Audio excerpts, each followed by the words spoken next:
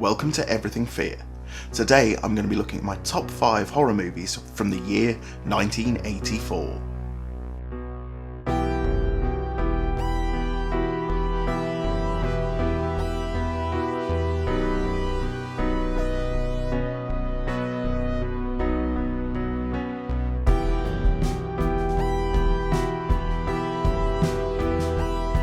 Welcome to Everything Fear, your one-stop shop for all things horror.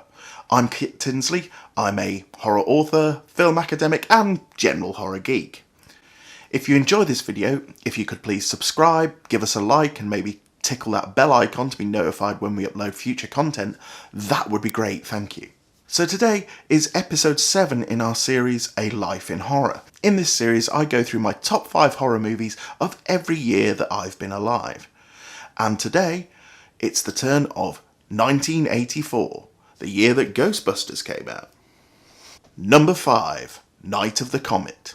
Possibly the most 80s of all 80s horror movies. This is the story of a few teens surviving an apocalyptic dose of radiation from a passing comet.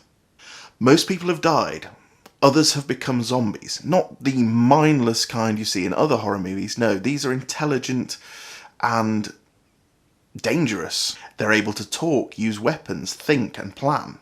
It borrows quite heavily from The Omega Man, the adaptation of I Am Legend, starring Charlton Heston. It's a cheesy film with some ridiculous scenes, but it is also fantastic fun. And it is beautifully shot with some really breathtaking and memorable scenes. Number 4, Children of the Corn. This film is a fairly faithful adaptation of the Stephen King novella.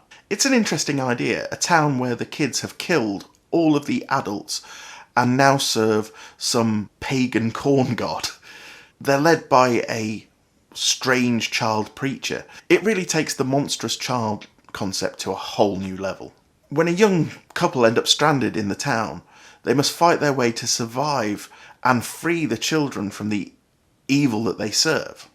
Great performances all around in a genuinely creepy movie, even if some of the effects leave a little to be desired nowadays.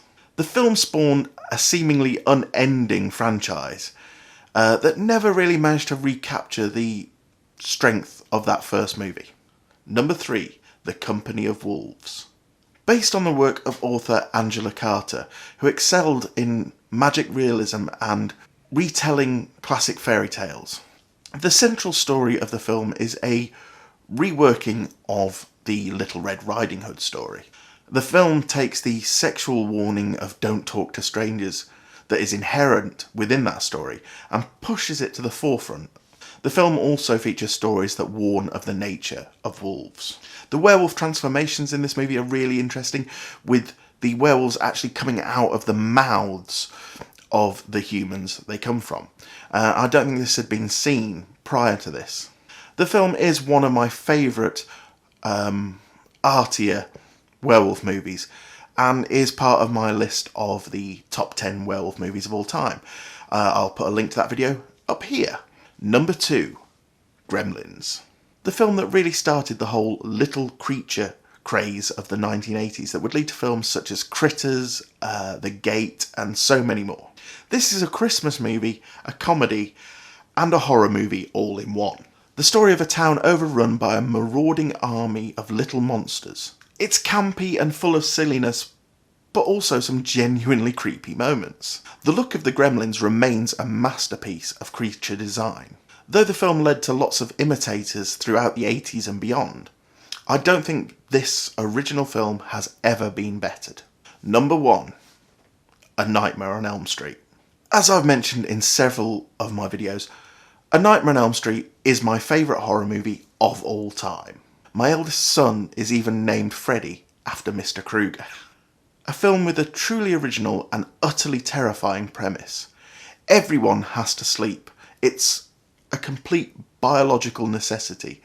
So the idea of a monster that can catch you when you are at your most vulnerable and kill you, totally terrifying. Add to that a wonderfully created villain, a relatable cast of teens, and what you end up with is a masterpiece of cinematic horror. This film led to one of the most successful franchises of the 1980s.